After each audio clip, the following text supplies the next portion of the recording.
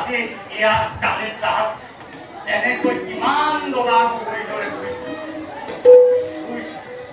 আৰু নোৱাৰো দেহাই এনেকে আৰু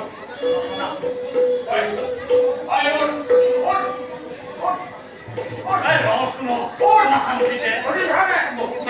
নাই দেই শান্তি নাই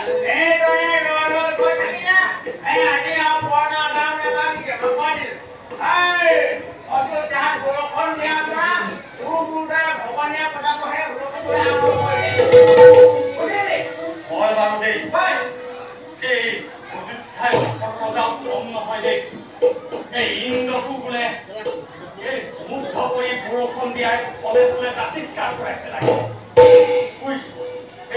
এনে ৰজাক কখন গালি পাৰিলি নে নেপাই দেই